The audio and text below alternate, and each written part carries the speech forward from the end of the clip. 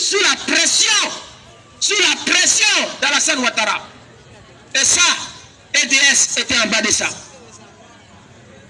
Armand Ogné, le professeur président de l'EDS, s'est encore battu. Il est allé partout en France, rencontrer les Occidentaux pour leur dire, de dire à leur poulain de faire ce qu'il doit faire pour que la démocratie puisse être sauvée en Côte d'Ivoire. Parce qu'un pays dans lequel il n'y a pas de démocratie, il n'y a pas de paix, il n'y a pas de stabilité. Si lui, il dirige, c'est parce que nous sommes des démocrates. C'est parce que nous, Laurent Gbagbo nous a appris ce qu'on appelle comment on fait la politique. Chercher à convaincre avec la parole et non avec la force. Et c'est parce que nous sommes des gens qui croyons au pouvoir de la parole que ce monsieur est resté au pouvoir. Sinon, on ne fait pas école pour devenir violent. On ne fait pas école pour devenir violent. On dit chasser le naturel et il revient au grand galop. Ça veut dire qu'à chaque être humain, il y a le faux faux. Et puis il y a le vrai vrai. Si tu veux le faux, on va te servir le faux. Si tu veux le vrai, on peut te servir le vrai. Mais comme on a décidé de choisir le vrai vrai, on fait comme si le faux là n'existe plus. Sinon à chacun, il y a le faux et il y a le vrai.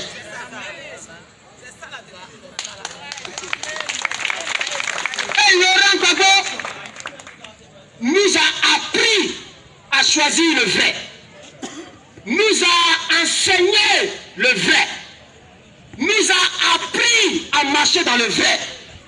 C'est pour cette raison que nous, qui ne voulons pas que notre pays soit renversé, on a mis l'eau glacée sur notre cœur chaud pour accepter, pour écouter et pour aller doucement, doucement jusqu'à ce que, comme le maire l'a dit, le temps de Dieu sort. Et le temps de Dieu va sonner. Parce qu'aucun régime n'est éternel. Le temps de Dieu va sonner. Et la République, comme nous l'avons pensé, comme nous la voyons, pour vous les populations, cette République-là va venir. Et c'est ce travail-là que EDS, dirigé par le professeur Jean-Jamé Ogné, avec en son sein des gens dynamiques comme J.I.D. Ladislas, avec en son sein des gens qu'on ne connaissait pas, mais que Dieu a suscité et qui sont venus avec de nouvelles forces pour accompagner ce combat. Et grâce à Dieu, grâce à cet instrument, nous avons pu présenter la candidature de Gbagbo à la présidence de la République. Et depuis ce jour, nous faisons notre bonhomme de chemin. Chère population, c'est dans ce bonhomme de chemin-là, nos représentants en France, en Italie, en Belgique, dans toute l'Europe et dans le monde entier, eux aussi ne sont pas restés à dormir. Ils se sont battus. Battus. Parce que savez-vous, même si quelque chose t'appartient, quand tu ne te bats pas, tu ne peux pas le prendre. Tu ne peux pas le prendre. Attends, même si on essaie de le tout de suite, voilà, je suis venu vous mettre de l'eau là. Mais il y a de l'eau sur la table. Si j'ai soif, que je ne tends pas ma main pour prendre le bidon d'eau, est-ce que je peux boire? Quel que soit ce qui est pour toi, si tu ne fais pas d'effort, ça ne sera jamais pour toi. Et nous nous sommes battus, avec le professeur Armand Ogné, avec Laurent Gbagbo et les instructions qu'il nous a données pour qu'aujourd'hui, les gens reconnaissent qu'il y a une opposition en Côte d'Ivoire. Pour que le régime d'en face reconnaisse qu'il y a une opposition en Côte d'Ivoire. Et nous sommes en train de faire notre bonhomme de chemin. Et c'est dans ce bonhomme de chemin-là que nos frères en France, en Italie, partout, ont commencé à démontrer que celui que les Blancs l'ont attrapé pour aller là-bas, là, ce qu'ils ont dit sur lui, là, en réalité, ils se sont trompés. Qu'est-ce qui va se passer? Le juge qui a le dossier, Bensouda dit, Gbagbo est un criminel. Gbagbo n'est pas bon. Le juge dit d'abord, j'ai compris. Tu as envoyé quelqu'un en prison. Mais depuis que tu l'as envoyé, matin, midi, soir, les gens laissent leur travail. Et puis ils seront marcher devant la prison. Libérez, libérez, libérez, libérez. Ah! Bon, le juge lui-même il s'est assis, il dit, attends. C'est quel prisonnier? Parce que moi je suis juge ici à longtemps. Je n'ai jamais vu les gens se lever pour aller marcher pour dire à quelqu'un on dit il n'est pas bon là. Les gens marchent pour dire pardonnez, libérez celui qui n'est pas bon. Nous on a besoin de ce qui n'est pas bon. Ça c'est bizarre dans l'affaire là. Donc le juge a dit, ça c'est une affaire bizarre. Il faut que je vois clair dans le dossier. C'est comme ça que le juge de la CPI a envoyé lui-même ses propres représentants en Côte d'Ivoire. En dehors de ce que Bensouda a pris là, le juge a envoyé ses représentants. Ils sont venus. Il dit, on a quelqu'un là-bas là. Il s'appelle Gbagbo. On dit il a fait ça, il a fait ça, il a fait ça. Nous on est venus voir. Est-ce que toi tu peux confirmer qu'il a fait? Tous ceux qui demandent, tu confirmes? Gbagbo que je connais là, c'est quelqu'un qui est bon. Gbagbo que je connais là, c'est quelqu'un qui est bon. Gbagbo que je connais, c'est quelqu'un qui est bon. Donc, quand le juge a fini sa tournée là, il est retourné, ses représentants sont retournés. On dit, Gigi, ce que Bensouda a dit ici là, voilà le contraire. Tout le monde dans son pays dit que le monsieur est bon. C'est comme ça que le juge, quand il a regardé le dossier, lui il a été direct. Il dit, le dossier de Gbagbo est vide. Il n'y a rien dedans, libérez-le. Et c'est comme ça qu'il a libéré Gbagbo. Vous savez, le diable, quand il te poursuit, il n'aime pas s'avouer vaincu. Oh, c'est un gars qui est vaincu à l'avance. Donc quand ils ont été vaincus comme ça, eux-mêmes ils se sont réveillés et disent, attends, qu'est-ce qui nous arrive? Donc au moment où ils vont se poser la question, qu'est-ce qui nous arrive? Ils vont se retrouver à la cour d'appel. Arrivé à la cour d'appel, ils sont demandés au juge de là-bas, juge, vraiment, ton camarade juge là, lui aussi s'est trompé. Il faut faire en sorte que Gbagbo là, on va recommencer le procès là. Parce que nous-mêmes quand on faisait, on était saoulés. C'est comme ça qu'ils n'ont pas. Ils s'étaient saoulés. Maintenant qu'ils se sont réveillés un peu de leur situation, ils disent au juge, il faut recommencer le procès. Le juge dit d'accord, envoyez les papiers. Quand ils ont envoyé les papiers, le juge encore de la cour d'appel les a giflés. Il dit, affaire de Gbagbo là, on ne peut plus reprendre. L'autre là, il avait dit qu'il n'y avait rien dedans. Non. Bon, moi-même, je dis que le dossier là est terminé. Jetez ça. Et c'est comme ça l'affaire de Gbagbo a été terminée. Et depuis que l'affaire de Gbagbo est terminée, le pouvoir de Ouattara ne dort plus. Actuellement là, si vous avez des connaissances sur RHDP, vous allez voir, ce temps-ci il commence à vous appeler un peu, parce qu'on ne sait pas quand est-ce que le pouvoir va changer. Depuis que j'ai annoncé que Gbagbo doit revenir, nos frères d'en face ne dorment plus. Ce soir, je vais les appeler, je vais les inviter. Il ne faut pas qu'ils s'inquiètent. Laurent Gbagbo a été toujours un homme de paix, un homme de dialogue, un homme de pardon. Il a suivi toutes les méchancetés dans la politique, mais il ne s'est jamais vengé. Laurent Gbagbo était dans l'opposition. Lui qui traitait Gbagbo de pauvre, quelqu'un qui n'a pas l'argent, quelqu'un qui n'a pas 5 francs. Quand est-ce que lui va, comment il va faire pour devenir président? Quand Gbagbo est devenu président, Gbagbo l'a nommé directeur de cabinet. Laurent Gbagbo, c'est quelqu'un qui rend le bien par le mal. Quand on lui fait du mal, lui il répond par le bien. Ceux qui l'ont critiqué, ceux qui l'ont insulté, quand il est venu au pouvoir, il les a appelés, mes frères, venez. Je voudrais dire à nos frères du RHDP, ne soyez pas inquiets. Ne soyez pas inquiets. Laurent Gbagbo, vous gagnez même plus en vous mobilisant pour vous associer dans le retour de Gbagbo. Parce qu'en vérité, Gbagbo a fait ça.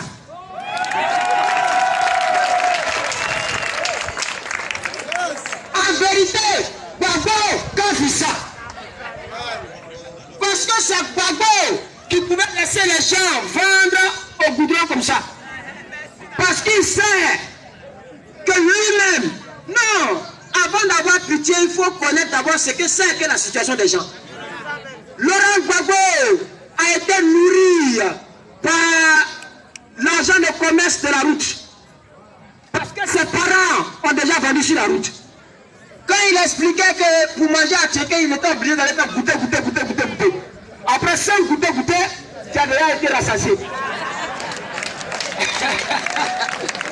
Mais Gbagbo a dit ça, nous autres, qui ne sont pas encore âgés, mais on est déjà passés aussi par là. Quand nous étions élèves, les moments qui vont à Tchéké sont alignés comme ça dans un coin. Peut-être qu'il y en a aussi à Benoît ici.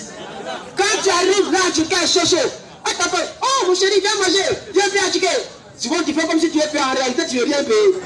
Mais quand tu sais qu'ils vont te servir un peu, tu dis, attends, écoutez quoi. Bon, c'est un peu amer là, attends, écoutez ça. Bon, le temps que tu finis là, tu es déjà rassasié. Alors, quand tu connais d'où tu viens, tu ne veux pas chasser ceux qui ont fait le travail qui t'a nourri quand tu étais petit. Mais quand tu es resté dans les gros bureaux climatisés, quand tu es resté loin, et puis on ne t'a jamais vu, et un matin tu apparais comme ça, toi tu ne peux pas comprendre pourquoi les femmes là s'asseyent sur la route comme ça. Tu ne peux pas connaître ça. Donc quand tu viens, tu les vois, tu dis mais qu'est-ce qu'elles font ici? Parce que tu n'as pas appris à vivre de leur argent, de leurs résultats. Donc Gbagbo arrive, il arrive pour que les pauvres puissent s'en sortir. Laurent Gbagbo arrive, il arrive pour que le délestage, le problème de l'électricité puisse s'arrêter. Pendant 10 ans, le pays était coupé en deux. On n'a pas vu coupure de courant comme ça. Là où on dit il y a émergence, là où on dit il y a 15 000 milliards qui sont entrés en Côte d'Ivoire en 11 ans, comment on peut expliquer coupure de courant comme ça? Courant est devenu un droit de loterie. Souvent ça apparaît ici comme ça. Ça s'éteint ici, ça apparaît de l'autre côté. Là où on dit il y a émergence. Mais là où il n'y avait pas émergence, courant est resté 10 ans. Père, on n'a pas fait coupure de courant. L'eau divisée dans le nord. Mais malgré ça, la Côte d'Ivoire paye l'eau. Vous devez comprendre que c'est Gbagbo qui peut nous sauver. C'est Laurent Gbagbo qui peut sauver la Côte d'Ivoire. Ne nous laissons pas distraire. Parce que quelquefois on est un peu distrait. On dit, ah, mon cher Goudron, Goudron il a fait Goudron. Goudron il a fait Goudron. Il a fait le pont. Mon frère, ma soeur, qu'est-ce que c'est un pont? Un goudron. Hein? Si ton ventre est vide. Qu'est-ce que c'est? Attends, tu donnes une villa à quelqu'un et il fait 2 jours dedans, il n'a pas mangé. C'est pas parce qu'il est en gêne, il n'a pas mangé. 3e jour, il n'a pas mangé. 5e jour, il n'a pas mangé. Il va chercher les papiers de la maison. Avant que tu lui donnes compte, il va vendre la villa. Qu'est-ce que c'est un bien matériel si tu as fait? Il faut suivre ceux qui pensent d'abord à la vie des hommes. Parce que la politique, on l'a fait pour développer la vie des gens. On ne la fait pas pour laisser les gens dans le carême et dans la faim. Et Laurent Gbagbo travaille pour que les populations puissent sortir de la pauvreté. Pour que les populations les plus pauvres puissent avoir accès à la santé, accès à l'école.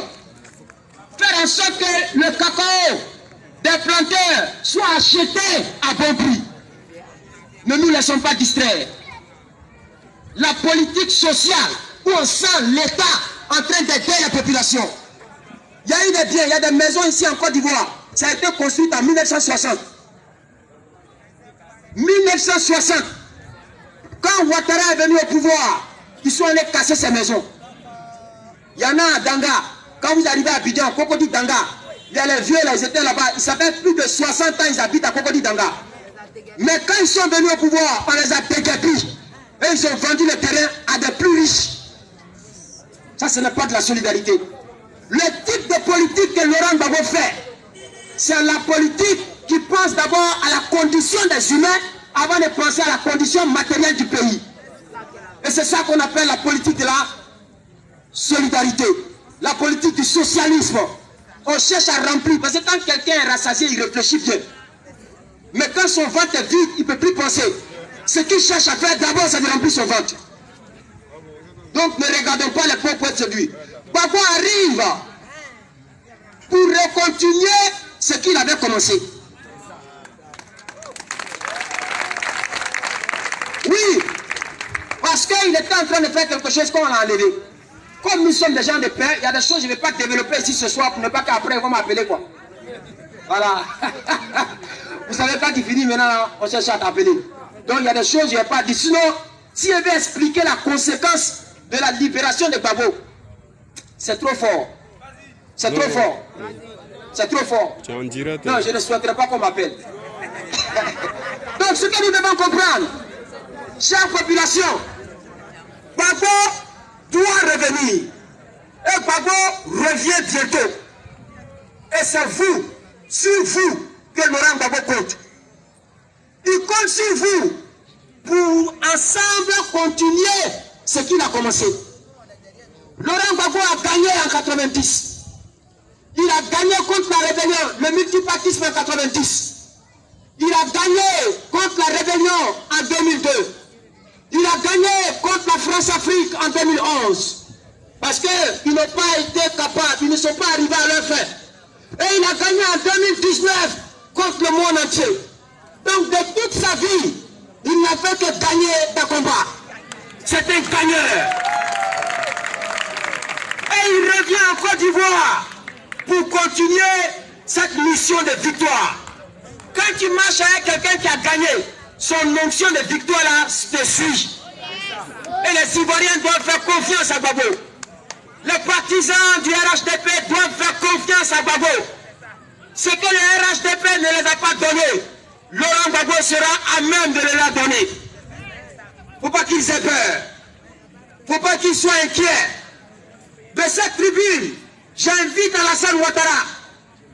Alassane Ouattara, il ne faut pas avoir peur. Alassane Draman Ouattara. Il ne faut pas avoir peur. Laurent Gbagbo est ton frère. Tu l'as dit toi-même. Quand tu étais en exil, Gbagbo t'a déroulé le fauteuil, le tapis rouge. Il t'a fait revenir de l'étranger. Il t'a donné ton salaire d'ancien premier ministre. Il t'a aidé. Il a payé les frais de santé de ta maman. Il a assuré ton passeport. Il a tout fait pour que tu sois en sécurité. Aujourd'hui, Laurent Gbagbo est dans la posture dans laquelle toi tu étais hier. Le temps, Dieu donne toujours une occasion à quelqu'un pour se racheter. Alassane Ouattara, Dieu est en train de te donner une occasion pour te racheter. Dieu est en train de te donner une occasion pour entrer dans l'histoire. Le temps te regarde. Le peuple de Côte d'Ivoire te regarde. Et Dieu te regarde. Laisse ton frère Gbagbo revenir en Côte d'Ivoire pour continuer le processus de la réconciliation.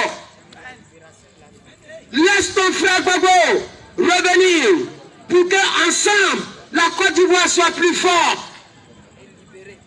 Laisse ton frère Gbagbo revenir pour que ensemble, avec Henri Konadé, avec Laurent Gbagbo et toi-même Alassane Ouattara, vous vous asseyez pour permettre à la Côte d'Ivoire d'être libre. Voici pourquoi Gbagbo arrive. Laurent Gbagbo ne vient pas pour la rancune.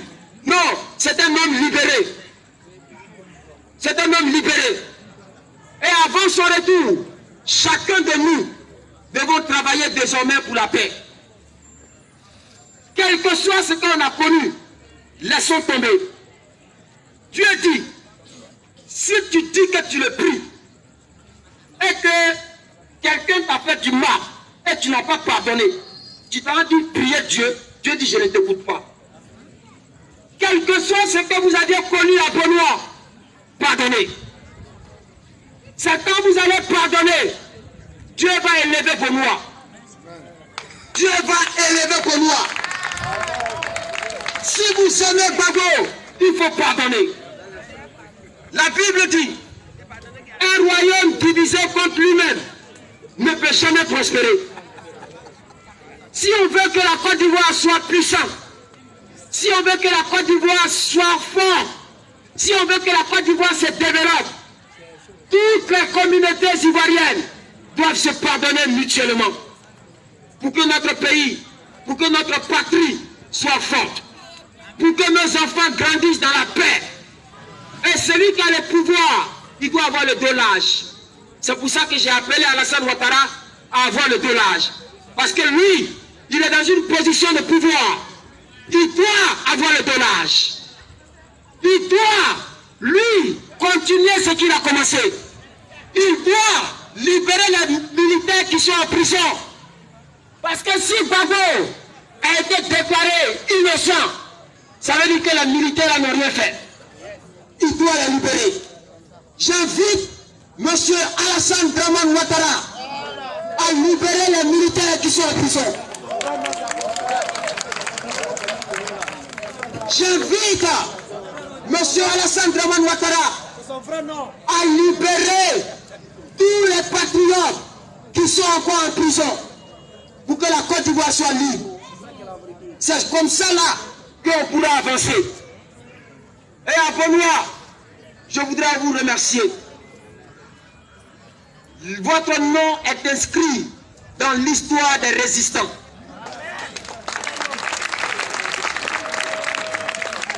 Si on peut compter sur les patriotes, on peut d'abord compter sur vous, les gens de Benoît. Merci pour votre engagement. Merci pour votre mobilisation. La République vous sera reconnaissante. La République vous sera reconnaissante. Que le Seigneur essuie vos blessures. Que le Seigneur lave vos blessures. Que le Seigneur élève Benoît. Que le Seigneur bénisse les populations de Benoît. Que le Seigneur bénisse les Abouréas.